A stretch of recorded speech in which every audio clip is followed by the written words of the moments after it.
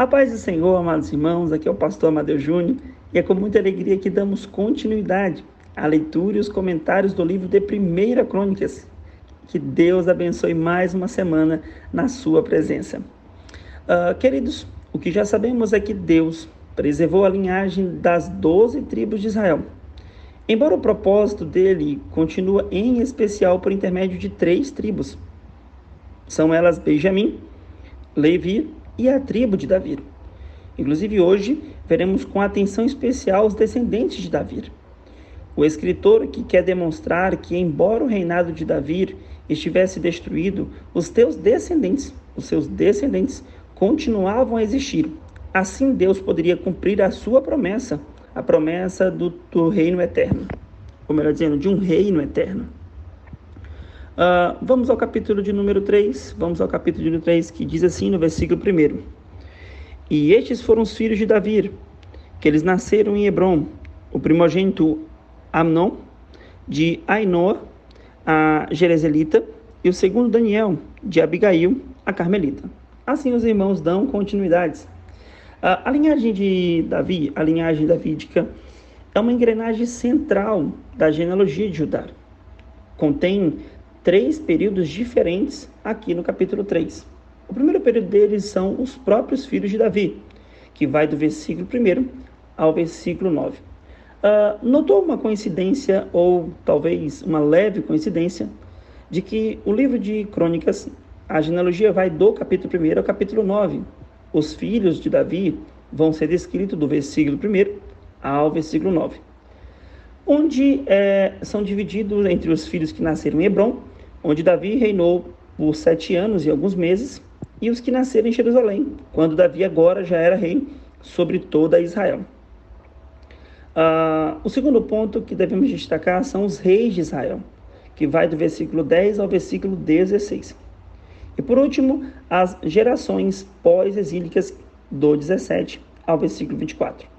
Esse último é a única parte de Crônicas a continuar por várias gerações após o exílio e presumivelmente chegar ao ou bem perto do tempo do próprio cronista. O interesse centra-se mais sobre a linhagem da família como um todo do que sobre alguma pessoa individual. Ainda que o cronista acreditasse na promessa de Deus a Davi, e que a promessa continuava em curso ainda mesmo no seu próprio tempo, ou seja, apesar de tudo que estava acontecendo e que estava diante dos olhos, ele acreditava nessa promessa. Ainda assim, ele não destacou ninguém que pudesse restaurar o reino de Israel. Vamos agora em partes até finalizarmos o capítulo 3. Do 1 ao 8, do versículo 1 ao versículo 8, será atributo de comentário neste momento. Já lemos o versículo 1 e aí você dá a continuidade. Bom, a lista dos filhos de Davi tem poucas variantes quando a gente compara com 2 Samuel. A primeira delas é do filho Daniel, que em Samuel aparece como Queliabe. Outra questão que deve ser destacada é Elifelete, no versículo 6, e Nogá, no versículo 7. São adicionais, embora o total de 9 sugira que a sua inclusão não foi acidental. Outra curiosidade, outro detalhe que precisamos destacar aqui é a palavra Bet-Sua, no versículo 6, se referindo à esposa de Davi. Provavelmente isso aqui é uma pronúncia alternativa para Bet-Seba, que é provável que tenha sido influenciado, que esta abreviação tenha sido influenciada pelo capítulo 2, versículo 3, quando se refere à esposa de Judá. Vamos lá. Eu gostaria de comentar sobre o primeiro filho de Davi. Quero destacar aqui o primeiro filho de Davi. O primeiro filho de Davi, poderíamos supor que o seu filho primogênito, ou melhor dizendo, o filho primogênito do maior rei da história de Israel, tivesse sido predestinado para fazer coisas grandes para Deus e o seu povo. Imagina comigo que o filho primogênito, o mais velho de Davi, o maior rei da história de Israel, tinha tudo para ser um rei fantástico e espetacular. Mas a verdade é que o filho mais velho de Davi, chamado Amnon, protagonizou não mais do que uma breve e triste história. se entregando aos seus prazeres carnais, perdendo assim o direito de liderar o povo após o seu pai. E ainda levou o seu irmão a matá-lo por vingança ao que ele havia feito. Queridos, a destruição de Aminon começou no dia em que ele colocou seus olhos na sua meia-irmã, Tamar, que a Bíblia destaca ser formosa lá em 2 Samuel, capítulo 13. Coincidências ou comparações com outros ocorridos é de que a palavra de Deus também diz que quando Davi, passeando pelo templo, põe os olhos em Betseba, ele viu a formosura naquela mulher e a desejou. E então cometeu um pecado também terrível diante dos olhos de Deus. Isso talvez explique o porquê que Davi não tenha tomado nenhuma decisão ou nenhuma atitude para punir o seu filho pelo que havia feito. Afinal de contas, a lei proibia expressamente esse tipo de união e previa severas penalidades àqueles que violassem determinações da lei, lá em Levíticos capítulo 18. Mas isso não deteve Aminon, ou seja, o que estava descrito, a punição descrita em Levíticos 18, não deteve ele, que tramou uma armadilha para deitar-se com sua irmã. E apesar das horrorizados protestos de Tamar, Aminon forçou sua irmã a se deitar com ele e então depois a despediu para desgraçar a sua vida.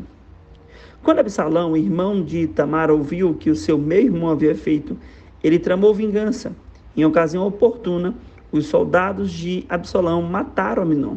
Aqui estamos diante dos primeiros frutos e consequência dos pecados cometidos por Davi, do qual a espada do Senhor não se apartou da sua casa. Misericórdia.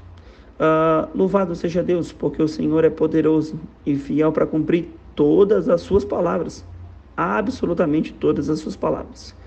Pois bem, vamos ver agora do versículo 10 ao versículo 16. O versículo 10 diz assim: E os filhos de Salomão foram Roboão, e seu filho Abias, e seu filho Azar, e o seu filho Josafá. Queridos, estamos agora diante da apresentação da dinastia de Davi, sim, com os reis das tribos do sul, diante do cumprimento contínuo da promessa feita por Deus a cada geração da família de Davi, começando por Salomão. A lista de reis, ela é muito grande e em muitos casos misturada, né?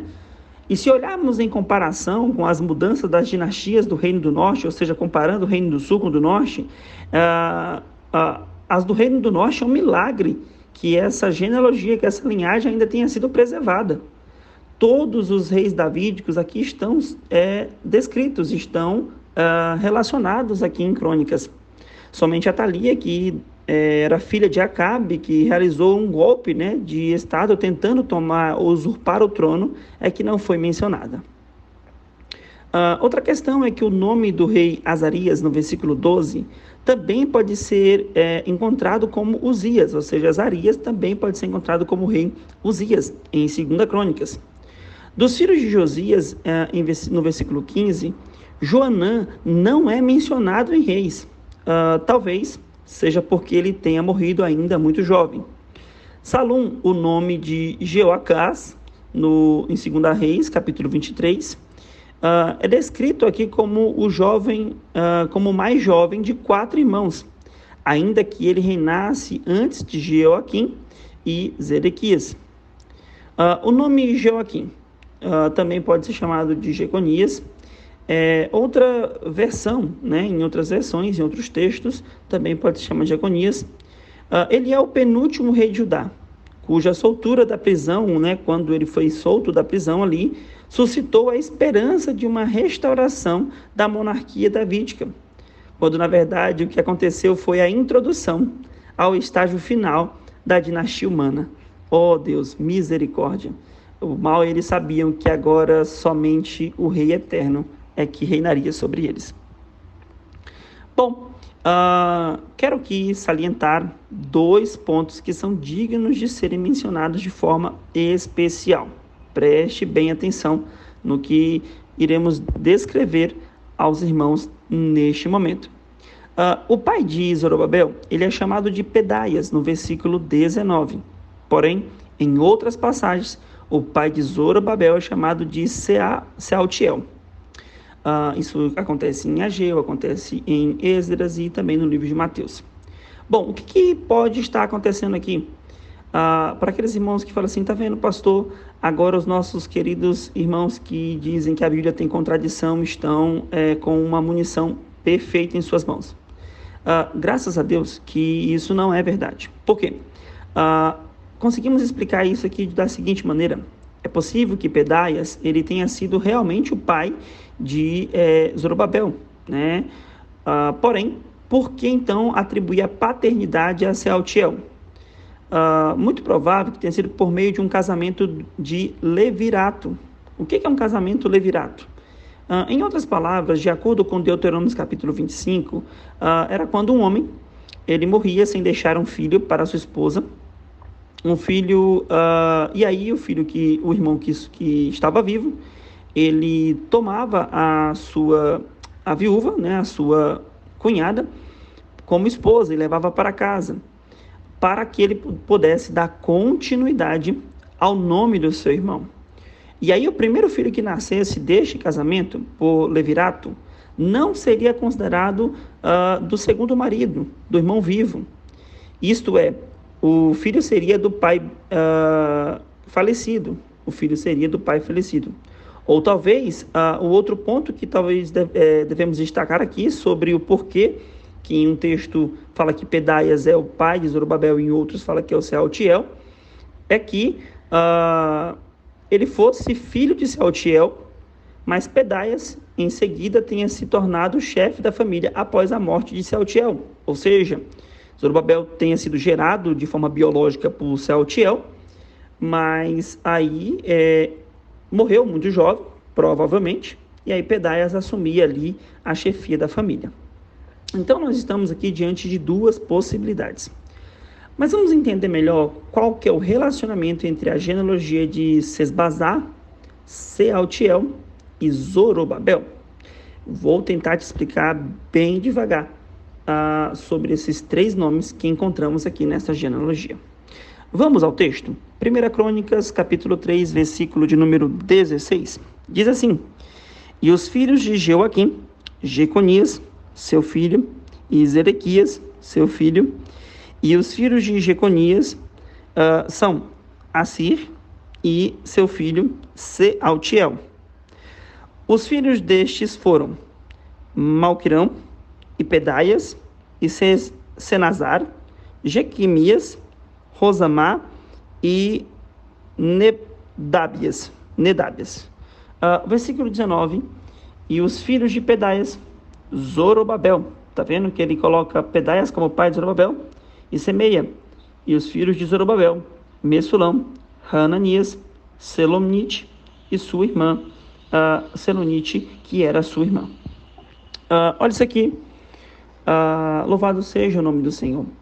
Essa passagem, ela estabelece o fato de que Zorobabel, o governador da província de Judá, nos tempos de Zacarias, era filho de Pedaias e, portanto, sobrinho de Sealtiel, que era irmão mais velho de Pedaias. Porém, lá em Esdras, ele diz, no capítulo 3, versículo 2, ele se refere a Zorobabel como filho de Sealtiel. Por isso, parece que este havia adotado Zorobabel.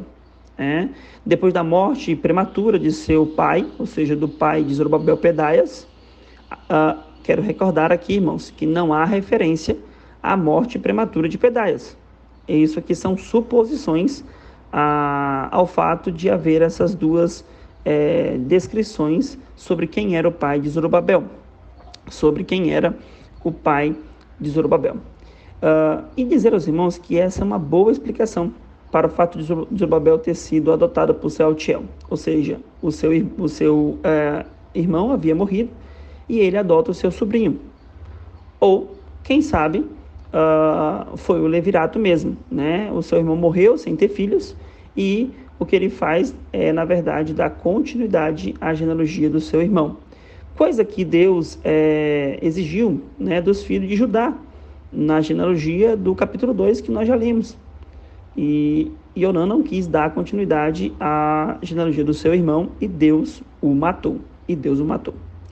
Bom, Quanto a Sesbazar, se a gente já entendeu de forma mais prática o porquê que tanto Pedaias quanto Sealtiel são direcionados como pai de Zorobabel, e quanto à expressão Sesbazar, que está lá em Esdras, capítulo 1, versículo 8. Bom, diz que Círio, rei da Pérsia, fez com que o seu tesouro fosse o seu tesoureiro, Mitrade, devolvesse nas mãos de Sesbazar, que em 5.400 peças de prata e de ouro retirado do templo de Jerusalém, que foram destruídos. Bom, esse tesouro foi arrancado ali na época da invasão de Nabucodonosor por volta do ano 587. E ele entregou a um homem chamado Sesbazar, que é descrito como governador de Judá.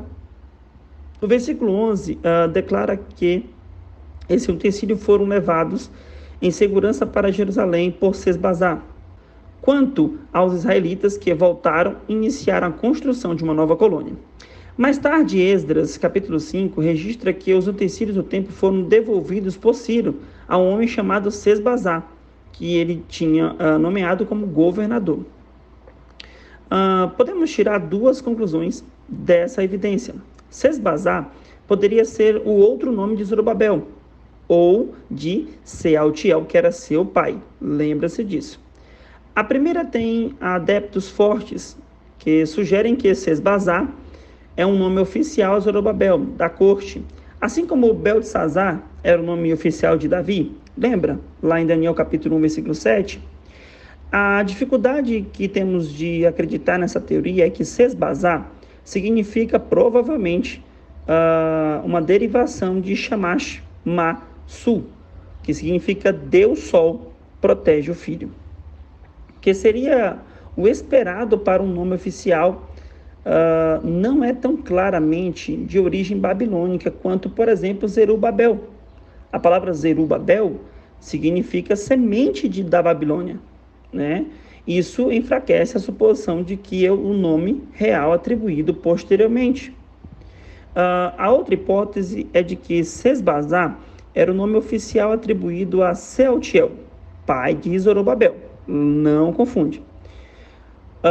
Pai adotivo, inclusive. Sealtiel é um nome hebraico genuíno, que significa eu pedi ao Senhor, ou talvez meu pedido é Deus. Por isso não é totalmente inconcebível que Zorobabel ou Sesbazar seja o nome originalmente dado ao bebê pelos pais, por ocasião da circuncisão, visto que se havia acostumado ao nome gentílico durante o longo cativo na Babilônia. No entanto, parece muito mais provável que Sealtiel fosse o nome atribuído originalmente pelos pais hebreus e Sesbazar seria da corte, dando a ele mais tarde pelo governador da Babilônia, né? Aquele nome da corte que o próprio rei da Babilônia poderia ter o entregue.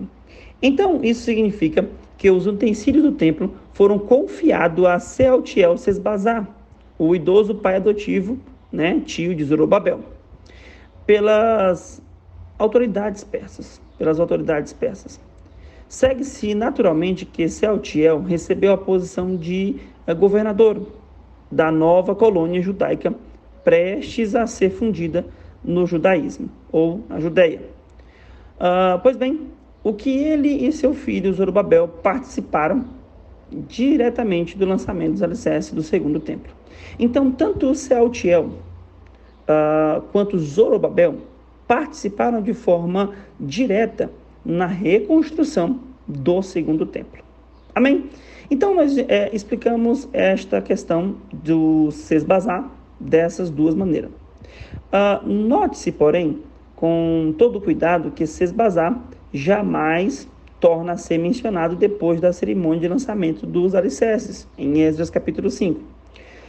O fato pode indicar que ele teria morrido logo após o evento, passando o governo ao seu filho Zorobabel, que daí em diante talvez passasse a servir como governador, embora em parte alguma isso seja dito ou registrado. Admite-se que essa hipótese apresenta dificuldades e suposições que não têm o devido apoio. Falta-lhe a simplicidade da primeira hipótese, ou seja, uma coisa mais clara, mais rápida de ser explicada. Segundo o qual Sesbazar é apenas o segundo nome de Zorobabel. Então, preste atenção comigo. Caso Pedaias houvesse morrido jovem, sem deixar herdeiros, Sealtiel teria casado com sua cunhada, viúva, e assim se tornou pai biológico do seu primogênito Zorobabel. Todavia, legalmente, Zorobabel teria sido considerado filho de Pedaias, exatamente como em 1 Crônicas, capítulo 3, versículo 19. No entanto, visto ter sido gerado por Sealtiel e educado por ele, seria então aí que ele passou a ser conhecido também, não oficialmente, como filho de Sealtiel. A última parte deste capítulo, do versículo 17 ao versículo 24, a descrição de Jeconias durante o cativo, está ali no versículo 17. Leiamos o versículo 17, que diz assim: e os filhos de Jeconias, Assir e seu filho Sealtiel. Bom, a descrição de Jeconias durante o cativo, né, o tempo que ele ficou ali cativo na Babilônia, envolve uma mudança bem pequena em relação ao texto massorético, que é o texto original. Ele é mencionado com 5 dos seus filhos. No texto babilônico do exílio, faz até mesmo uma menção dele recebendo rações regularmente, ou seja, comida regularmente. No versículo 19, também menciona o nome de Selonite.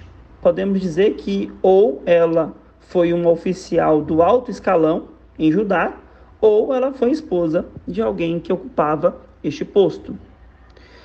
O ponto essencial, no entanto, diz respeito ao número de gerações que estão no versículo 21. Bom, quanto a isso, há 2 possibilidades principais. Ou os 6 nomes que vão de Pelatias a Secanias são mais ou menos contemporâneos, ou 5 gerações sucessivas são representadas por Jesaías e Secanias. Em favor da primeira estão as referências do versículo 22, e aos 2 filhos de Secanias, Semeaías, como está em Números capítulo 3, versículo 29. E Ratuns, em Esdra 8, aproximadamente 65 a 75 anos após Zorobabel, que, portanto, precederia Secanias em 2 gerações. Embora os nomes sejam comuns e a cronologia global de Esdras seja discutível, ela é preferível a admitir Secanias como a 7ª geração a partir de Zorobabel. Os filhos de Elionai, no versículo 24, são, fora essa passagem, a passagem aqui de Crônicas, desconhecidos. Os seus nomes parecem totalmente esquecidos para a maioria dos leitores modernos. Mas para Crônicas, eles são a encarnação coletiva de uma viva esperança, também exemplificada nos nomes dos filhos de Zorobabel, no versículo 20. Hassuba, que significa lembrando, considerado. Oel, tenda de Deus. Berequias, Javé abençoa. Razadias, Javé é amor. Jussabe, resede, significa que o amor seja restaurado. Louvado seja Deus!